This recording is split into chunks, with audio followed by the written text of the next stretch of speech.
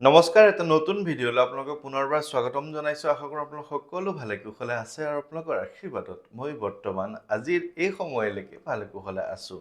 আজিও মই আপোনালোকৰ কাৰণে এটা দৰকাৰী ভিডিঅ' লৈ আহিছোঁ, যিখিনি কথা আপোনালোকে জানিব লাগে। এই যে হনুমান চালিচাৰ লগতে বজৰংগ বাণখন পাঠ কৰাৰ মই আপোনালোকক পৰামৰ্শ দিওঁ। মই নিজেই গৈ আপোনালোকৰ গৃহত যি নিমন্ত্ৰণ মৰ্মে পাঠ কৰোঁগে, ইয়াৰ কাৰণনো কি, কিয় পাঠ কৰিব লগা হয়, এই গোটেই কথাখিনি জানিবলৈ আচলতে আপোনালোকে ইচ্ছুক হৈ থাকে। আৰু বহুতে মইনো কিয় যাওঁ, বহুতে বিভিন্ন ধৰণে প্ৰশ্ন কৰে। তেনেধৰণৰ উত্তৰখিনি লৈ আচলতে মই ভিডিঅ'টো প্ৰস্তুত কৰিছোঁ। আৰু তাৰ আগে আগে আপোনালোকক মই সুধিব বিচাৰিছোঁ যে যিসকল লোকে ইতিমধ্যে মোক নিমন্ত্ৰণ দিছিলে, তেওঁলোকৰ নিমন্ত্ৰণ মই ৰক্ষা কৰিব পাৰিলোঁ। তেওঁলোকে লগ পাই কেনেকুৱা পাইছে, বা তেওঁলোকে যি উদ্দেশ্য, কিছুমান লোকৰ উদ্দেশ্য নাথাকে ঘৰখনৰ মংগলৰ কাৰণে পাঠ কৰে, কিছুমান লোকে কেৱল উদ্দেশ্য থাকে ভাল লাগিছে নে নাই, পৰিৱেশটো অন্তত ভাল হৈছে নে নাই, সেই কথাখিনি জনালে মই ভাল পাওঁ। কাৰণ কি হয় যে হনুমান চালিচা, বজৰংগ বাণ, হনুমানষ্টক, সুন্দৰকাণ্ড বা ৰামচৰিত মানস, ৰাম চালিচা, এনেধৰণৰ যিসকল হনুমানজী আৰু প্ৰভু ৰামচন্দ্ৰৰ লগত জড়িত যিখিনি সন্ত গোস্বামী তুলসীদাস তেখেতে লিখি থৈছে, সেইখিনি আমি আমাৰ গৃহত বৰ্তমান কলিযুগত পাঠ কৰাব পৰাটো খুবেই বেছি মংগলময় অনুষ্ঠান। এতিয়া কথা হ'ল যে মই নিমন্ত্ৰণসমূহৰ কথাখিনি কৈ দিওঁ যে ইতিমধ্যে মাৰ্চ মাহটো যাবৰে হ'ল। মই যেনেধৰণে মাৰ্চ মাহত য'ত যাম বুলি কৈছিলোঁ, ঠিক তেনেধৰণে সম্ভৱ নহ'ল। আচলতে মই যেনেধৰণে আপোনালোকক কওঁ যে মই ইমান তাৰিখে আপোনাৰ ওচৰত যাম, কিন্তু এখন ঠাইৰ পৰা অহাৰ পিছত মই পিছৰখন ঠাইলৈ যাওঁতে মোক কিছুদিন ঘৰতে জিৰণিৰ প্ৰয়োজন হৈ যায়। সেইকাৰণে মই যোৱাটো কিছু পলম হৈ যায়, যাৰ কাৰণে আপোনালোকৰ ওচৰত মই ক্ষমা বিচাৰিছোঁ যে মই এইবাৰ শিৱসাগৰ যোৱা কথা আছিলে, শিৱসাগৰ যাবলৈ নোৱাৰিলোঁ। একেবাৰে বেয়া নাপাব। মই এপ্ৰিল মাহৰ প্ৰথমতেই মই শিৱসাগৰ যাবলৈ চেষ্টা কৰিম। আৰু অহা কালিলৈ অৰ্থাৎ মই 21 তাৰিখে মই যাব লগা হৈ আছে গোগামুখলৈ, লখিমপুৰ জিলাৰ গোগামুখলৈ। আৰু মই ধেমাজি জিলাৰ যিসকল লোকে নিমন্ত্ৰণ দি থৈছিলে, তেওঁলোকক মই যোৱাৰ ডেটটো যেতিয়া দিছোঁ, তেওঁলোকৰ ফালৰ পৰা কোনো ধৰণৰ সঁহাৰি পোৱা নাই কাৰণে সেই ধেমাজিৰ নিমন্ত্ৰণখিনি বৰ্তমান স্থগিত ৰখা হৈছে। গোগামুখলৈ যাম। মাজুলী যোৱা কথা আছিলে, মাজুলীৰ নিমন্ত্ৰণ ইতিমধ্যে বাতিল কৰা হৈছে। তাৰপিছত মই নগাঁও, মৰিগাঁৱৰ নিমন্ত্ৰণ যিখিনি আছে, এই মাহত নগাঁও আৰু মৰিগাঁও ৰহাৰ নিমন্ত্ৰণখিনি লৈ মই এই মাহটো সামৰণি কৰিম। তাৰপিছত আকৌ অহা মাহৰ এপ্ৰিল মাহৰ প্ৰথমতে শিৱসাগৰ যাম। তাৰপিছত আকৌ মাজুলী যোৱাৰ যিটো এই নিমন্ত্ৰণটো স্থগিত হ'ল, মাজুলী যোৱাৰ কথা এটা আছে, বা বিভিন্ন ঠাইত আপোনালোকে যি নিমন্ত্ৰণ দি ৰাখিছে সেই নিমন্ত্ৰণখিনি ল'বলৈ মই চেষ্টা কৰিম। ইলেকশ্যনৰ বতৰ, আপোনালোকৰ তাতো যেনেধৰণে ইলেকশ্যনৰ বতাহ বলি আছে, ইয়াতো তেনেকুৱা ধৰণৰ। মই সেইদিনা অভয়াপুৰীলৈ গৈছিলোঁ। অভয়াপুৰীৰ যিগৰাকী ভাৰতীয় জনতা পাৰ্টীৰ যিগৰাকী প্ৰাৰ্থী, তেওঁ আচলতে অগপত আছিলে অসম গণ পৰিষদত। তেওঁ বহু আগতেই, যোৱা বছৰৰ আগষ্ট মাহতেই মোৰ দ্বাৰা তেখেতে পাঠ কৰাইছিল, যাতে তেওঁ এইবছৰ নিৰ্বাচনত অৱতীৰ্ণ হ'ব পাৰে। চাওক, প্ৰভুৰ লীলা এনেকুৱা যে দলো সলাব লগা হৈছে, কিন্তু তেওঁ প্ৰাৰ্থিত্ব পাইছে। প্ৰাৰ্থিত্ব পোৱাৰ পিছত যিদিনা টিকট দিব, সেই টিকট দিয়াৰ আগদিনা মোৰ হতে তেওঁ পুনৰ অভয়াপুৰীত পাঠ কৰাইছে। আকৌ ৰিজাল্ট দিয়া দিনা মাতিছে, যাব চেষ্টা কৰিম। বাকী যি কি নহওক সেইখিনি কথালৈ মই নাযাওঁ। এতিয়া কথা হ'ল যে হনুমান চালিচা আৰু বজৰংগ বাণখন আমাৰ অসমত এই পাঠৰ পৰম্পৰাটো বা পাঠৰ কথাটো একেবাৰে নতুন। বিভিন্নজনে অসমত আগৰে পৰা হনুমান চালিচা, বজৰংগ বাণ বা হনুমানজীৰ যিখিনি স্তুতি মিনতি, যিখিনি মন্ত্ৰ, সেইখিনি আগৰ পৰা পাঠৰ পৰম্পৰাটো বজাই ৰাখিছে। কিন্তু এনেধৰণে ভিডিঅ' আকাৰে মই আপোনালোকক যেনেধৰণে সহজভাৱে ক'লোঁ, আপোনালোকে মোক নিমন্ত্ৰণ দিলে গ'লোঁ, এই কথাখিনি নতুনকৈ হৈছে। আৰু এই কথাখিনি নতুনকৈ হোৱাৰ কাৰণে বহুজনৰ বিভিন্ন ধৰণৰ কনফিউজন থাকে। আপোনালোকে যদি সুন্দৰকাণ্ড পাঠ, বজৰংগ বাণ পাঠ, হনুমান চালিচা পাঠ বুলি হিন্দীত টাইপ কৰি দিয়ে ইউটিউবত বা বিভিন্ন সামাজিক মাধ্যমত, আপুনি অসমৰ বাহিৰত, বিশেষকৈ দিল্লী, বম্বে, উত্তৰ প্ৰদেশ, বিহাৰ, ঝাৰখণ্ড হওক, ৰাজস্থান হওক, এই ঠাইবোৰত আপুনি বিভিন্ন ধৰণে দেখা পাব। কাৰণ তেওঁলোকৰ তাত এই কথাটো বিশ্বাস কৰা হয় যে হনুমানজীৰ যিখন চালিচা, সেইখন নিজেতো আপোনালোকে পাঠ কৰেই, তাৰ উপৰিঞ্চি যদি কোনোবা এজন লোকৰ দ্বাৰা পাঠ কৰোৱা হয়, এভাগ অনুষ্ঠান হিচাপে যেতিয়া পতা হয়, অনুষ্ঠান হিচাপে হনুমান চালিচাৰ বজৰংগ বাণ পাঠ কৰা হয়, তেনেহ'লে সেইখন গৃহৰ বাবে বা সেই অঞ্চলটোৰ বাবে খুব এটা মংগলময় অনুষ্ঠান। আমাৰ ইয়াত যেনেধৰণে আমি নিজেও ভাগৱত পাঠৰ অনুষ্ঠান কৰোঁ, খুব সুন্দৰ লাগে, এটা ধুনীয়া পৰিৱেশ হয়। ঠিক তেনেকৈ বাহিৰতো তেনেকুৱা ধৰণৰ অনুষ্ঠান ভাগ ডাঙৰকৈ পাতে, বা কোনোবা এজন লোকৰ গৃহত যদি সেই অনুষ্ঠান ভাগ কৰে, তেনেহ'লে তাত বিভিন্নজন বহু মানুহ সমাগম ঘটাই তেওঁ ধুনীয়াকৈ এক সুন্দৰ অনুষ্ঠান হিচাপে কৰে। কিন্তু আমাৰ ইয়াত কথাখিনি এতিয়াও আমি জানিবলৈ বুজিবলৈ কিছুদিন বাকী আছে, যিহেতু কথাখিনি নতুন।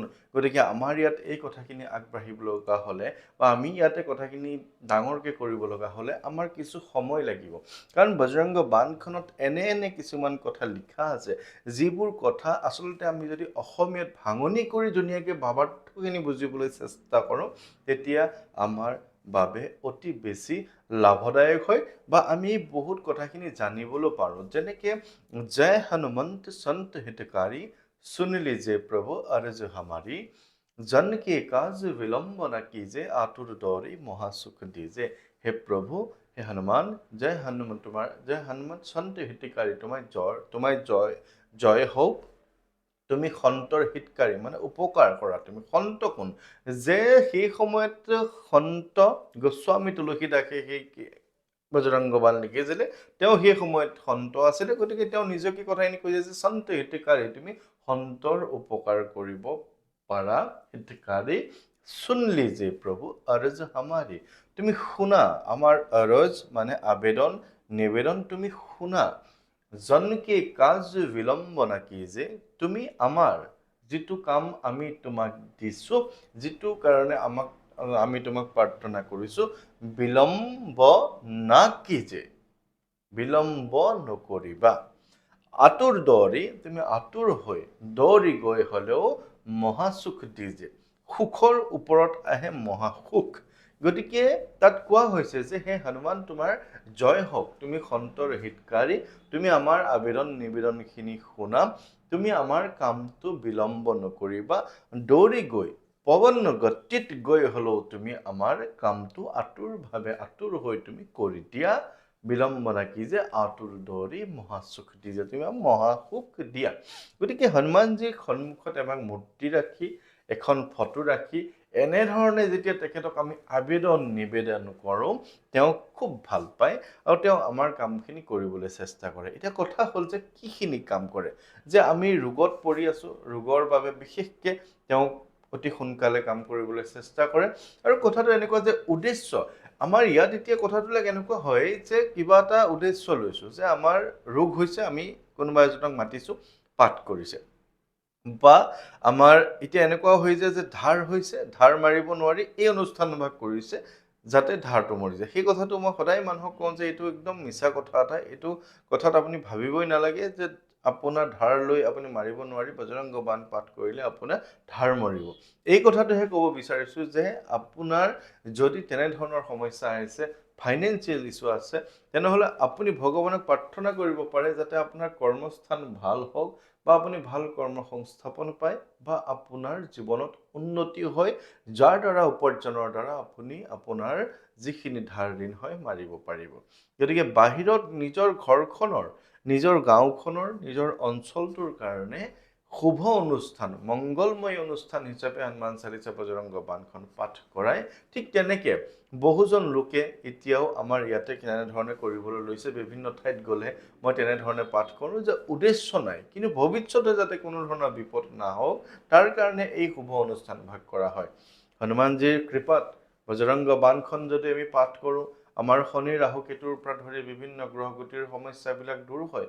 যিয়ে গ্ৰহ বেয়া নাথাকক, আপোনাৰ সেই গ্ৰহগতিখিনি নিজৰ স্থানত, শুভ স্থানত আহি সেইখিনি আপোনাৰ ঘৰখন মংগল কৰে। কোনো লোকে আপোনাৰ ঘৰখনত বেয়া কিবা কৰি ৰাখিছে, কোনোবাই কিবা হিংসা কৰি ৰাখিছে, ঘৰখনত ভূত প্ৰেতৰ বাসস্থান হৈছে, কোনো লোকে বেয়া কিবা এৰিছে আপোনাৰ ঘৰখনত, তেনেহ'লে এই গোটেই সমস্যাখিনি বজৰংগবলীৰ কৃপাত আমি দূৰ কৰিব পৰা যায়। অকল সেইটোৱে নহয়, যে আমি ঘৰখনত আমাৰ যদি বিভিন্ন ধৰণৰ ৰোগ হৈ আছে আমি চিকিৎসা কৰি ভাল ফলাফল পোৱা নাই তেনেহ'লে সেই অনুষ্ঠান ভাগ আপুনি কৰিব পাৰে মুঠতে আপোনাৰ ঘৰখনৰ সকলো দিশৰ পৰা মংগল কামনা কৰি এই অনুষ্ঠান ভাগ ধুনীয়াকে এটা খুব মংগলময় কামনা কৰি বা আপোনাৰ বাবে খুব ধুনীয়াকে আশীৰ্বাদ বিচাৰি তেওঁৰ সংকল্প পাঠ কৰি দিয়া হয় এইটোৱে হৈছে আমাৰ যিসকলে এই অনুষ্ঠান ভাগ কৰি আছো তেওঁলোকৰ মূল কৰ্ম এতিয়া কথাটো হ'ল যে বাস্তুদোষ থাকিলেও আপোনাৰ ঘৰখনত যদি বিভিন্ন বাস্তুদোষ থাকে আপুনি বিভিন্ন ভিডিঅ' চাইছে আপুনি মানসিকভাৱে ভাগি পৰিছে এইটো বস্তু ইয়াত হ'ব নালাগিছিলে কি হ'ব পাৰে আপুনি অন্য একো কৰিব নালাগে আপুনি হনুমান চালিসা পাঠ কৰক বা বজৰংগ বাণ নিজে পাঠ কৰক আপোনাৰ ঘৰখনৰ পৰা বিভিন্ন ধৰণে বাস্তুদোষ বা এনেকুৱা ধৰণৰ বেয়া শক্তিবিলাক আঁতৰি যাবলৈ চেষ্টা কৰিব বা আপুনি এনেধৰণে এটা খুব সুন্দৰকে মংগলময় পৰিস্থিতিত আপুনি খুব ধুনীয়াকে এটা অনুষ্ঠান কৰিবলৈ চেষ্টা কৰক আপোনাৰ ঘৰখনৰ কাৰণে খুব মংগলময় হ'ব বা ভাল হ'ব এটা কথা হ'ল এতিয়া কিছুদিনৰ পৰা মোক বিভিন্নজনে ফোন কৰি আছে যে আমাৰ অঞ্চলত মই হনুমান চালিসা বজৰংগ বাণ আপোনাৰ দৰে পাঠ কৰিবলৈ লৈছো আপুনি আশীৰ্বাদ দিয়ক এই কথাটো এটা খুব পজিটিভ কথা হৈছে মাজতে গুৱাহাটীৰ পৰা মোক ফোন কৰিছে তেওঁ মোক নিজে পাঠ কৰা মোক দেখাইও দিছে তেওঁ ধুনীয়াকে পাঠ কৰিছে তেওঁ গুৱাহাটীৰ বিভিন্নজনে ওচৰে পাজৰে মাতিবলৈ লৈছে তেওঁ হনুমান চালিসাৰ লগতে বজৰংগ বাণখন পাঠ কৰি দিয়ে নিমন্ত্ৰণ মৰ্মে অনুমতি সাপেক্ষে বা তেওঁ যেনেধৰণে মাতে সেই অনুযায়ী সেইদিনা মই গৈছিলোঁ বৰমাতো এজন লোকে পাঠ কৰে মই তেওঁক পৰামৰ্শ দিছোঁ যে আপুনি কৰক পাৰিব ঠিক তেনেকে কাৰ্বি আংলঙতো এজন সিদিনা দাদা আহি পেলাই কাৰ্বি আংলঙৰ দাদাজনেও কৈছে যে মই এনেধৰণে পাঠ কৰিবলৈ আৰম্ভ কৰিছোঁ মোৰ ওচৰত আহি তেওঁ কিছু কথা জানি গৈছে বা ঠিক তেনেকে আৰু এজন লোকে মোক কৈছিলে যে তেওঁ পাঠ কৰি আমাৰ এৰিৰ পৰা ওদালগুৰি খৈৰাবাৰী এই ঠাইখিনিত এজন লোকে পাঠ কৰিবলৈ আৰম্ভ কৰিছে এইটো এটা খুব শুভ লক্ষণ যে হনুমানজীৰ যিখিনি কৃপা হনুমানজীৰ যিখিনি আমি জ্ঞান গুণ পাঠ কৰিব লাগে এইখিনি যদি আমি বহলভাৱে প্ৰচাৰ কৰিব পাৰোঁ অসমত আমাৰ বিভিন্ন ধৰণৰ যিখিনি লোকে আনৰ অন্যায় কৰে বেজবেজালি কৰে এইবোৰ লোকৰ পৰা আমি মানুহক বিভিন্ন প্ৰকাৰে বা বিভিন্ন সময়ত আমি বচাই ৰাখিব পাৰিম গতিকে মই আশা কৰোঁ যে এই কথাখিনি আপোনালোকক উপকৃত কৰিব আৰু আপোনালোকে বুজি পাব যে আপোনালোকৰ গৃহতো বা আপোনালোকে নিজে হ'লেও হনুমান চালিসা বজৰংগ বাণখন পাঠ কৰিব লাগে অনুষ্ঠান কৰিব পাৰে বা আপোনালোকে সমূহীয়াভাৱে ঘৰৰ 10জন মানুহ গোট খায়ো আপুনি একেলগে হনুমান চালিসা বজৰংগ বাণ পাঠ কৰিব পাৰে পাঠ কৰিব পাৰে অনুষ্ঠান কৰিব পাৰে বা নিজেও কৰিব পাৰে এইটো এটা খুব বৰ্তমান সময়ত খুব ভাল এটা অনুষ্ঠান এতিয়া আগন্তুক সময়ত যে নিৰ্বাচন আহি আছে আপোনালোকে চাব মই আপোনালোকক পিছত জনাম যে বিভিন্নজন তেনেকুৱা ধৰণৰ লোকৰ ওচৰত তেনেধৰণে যোৱা হৈছে তেওঁলোকে ভাল ফলাফল কৰিব এই কাৰণে যে তেওঁলোকৰ গ্ৰহগতিৰ যদি সমস্যা আছে সেইখিনি দূৰ হৈ যাব এই সময়খিনি তেওঁলোকৰ যদি কিবা দুৰ্ঘটনা অপমান তেনেকুৱা ধৰণৰ কিবা হ'ব লগা আছিল সেইখিনিৰ পৰা তেওঁলোকে অন্তত মুক্ত হ'ব পাৰিব গতিকে মই এই কথাখিনি আজি জনাবৰ কাৰণে ভিডিঅ'টো তৈয়াৰ কৰিছোঁ আৰু মই যি নিমন্ত্ৰণ আছে অহা মাহৰ নিমন্ত্ৰণখিনি এতিয়া ল'ম বা মে' মাহৰ নিমন্ত্ৰণখিনি ল'ম আপোনালোকৰ যদি তেনেধৰণে নিমন্ত্ৰণ আপোনালোকে দিব বিচাৰে তেতিয়া আপোনালোকে 9085093104 এই নম্বৰটোত আপোনালোকে নিমন্ত্ৰণ বুলি ওপৰতে লিখি মেছেজ কৰিব পাৰে তাৰপিছত মই আপোনালোকৰ সৈতে কথা পাতি তেনেধৰণে নিমন্ত্ৰণবোৰ লোৱা হয় আচলতে আৰু কথাটো এনেকুৱা যে